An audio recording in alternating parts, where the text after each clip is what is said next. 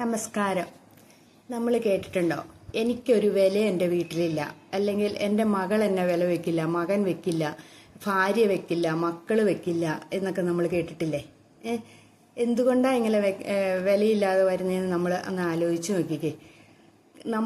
നമ്മളെ കൊണ്ട് അവർക്ക് എന്തെങ്കിലും ആവശ്യങ്ങൾ വരുമ്പോഴാണ് നമുക്ക് വില ഉണ്ടാവുന്നത്. അത് നിങ്ങൾ ഉദാഹരണമായിട്ട് ഞാൻ പറയുകയാണെങ്കിൽ, ഒരു കമ്പനിയിൽ നമ്മളെ കൊണ്ട് എന്തെങ്കിലും ആവശ്യമുണ്ടെന്ന് വെച്ചോ, ആ കമ്പനിക്ക് നമുക്ക് വിലയുണ്ട്. സമൂഹത്തിൽ നമ്മളെ കൊണ്ട് എന്തെങ്കിലും ആവശ്യമുണ്ടെങ്കിൽ സമൂഹത്തിൽ നമുക്ക് വിലയുണ്ട്. നമ്മുടെ വീട്ടിൽ നമ്മുടെ മക്കൾക്ക് നമ്മളെ എന്തെങ്കിലും ആവശ്യമുണ്ടെങ്കിൽ മക്കളുടെ അടുത്ത് നമുക്ക് വിലയുണ്ട്. ഭാര്യയുടെ അടുത്ത്, ഭർത്താവിൻ്റെ അടുത്ത്, അച്ഛനമ്മമാരെ കൊണ്ട് നമുക്ക് എന്തെങ്കിലും ആവശ്യമുണ്ടെങ്കിൽ അവർക്ക് വിലയുണ്ട്. അങ്ങനെയല്ലേ സാധാരണ? ഒന്ന് ചിന്തിച്ചു നോക്കി, ശരിയല്ലേ ഞാനീ പറഞ്ഞതെന്ന്? ഓരോ ഘട്ടങ്ങളിലും നമ്മുടെ വില തീരുമാനം നമ്മൾ തന്നെയാണ്. നമ്മൾ മറ്റുള്ളവർക്ക് എന്ത് ചെയ്യുന്നു എന്നനുസരിച്ചാണ് നമ്മുടെ വിലയും ഇരിക്കുന്നത്.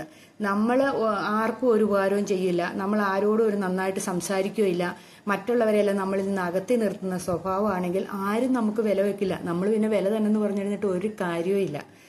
പോസിറ്റീവായ വശമാണ് നമുക്ക് നമ്മളെ കൊണ്ട് എന്തെങ്കിലും ആവശ്യമുള്ളപ്പോൾ, ആവശ്യം വരുന്ന സമയത്താണ് നമുക്ക് വിലയുള്ളത്.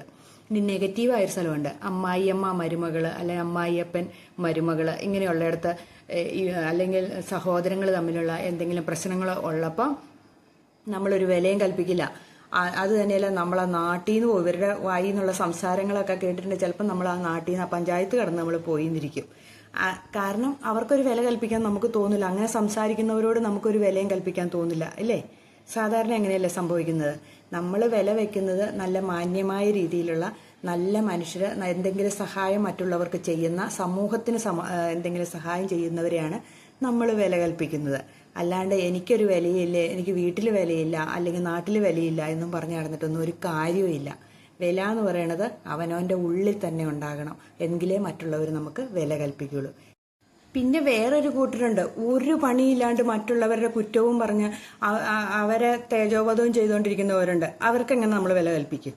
ശരിയല്ലേ? പിന്നെ ഉണ്ട്, ഇവർക്ക് പരദൂഷണമായിരിക്കും മുഖ്യ പണി, എങ്കിലും മറ്റുള്ളവയെ ഉയർച്ചയിൽ അസൂയയായിട്ട് ഇങ്ങനെ ഇരുന്ന് ഓരോന്ന് പറയണം. അവർക്കും വിലയുണ്ടായിരിക്കില്ല ജീവിതത്തിൽ വിലയുണ്ടാകണമെങ്കിൽ നമ്മൾ നല്ലത് മാത്രം പറയുക, നല്ലത് മാത്രം ചിന്തിക്കുക, നല്ലത് മാത്രം പ്രവർത്തിക്കുക.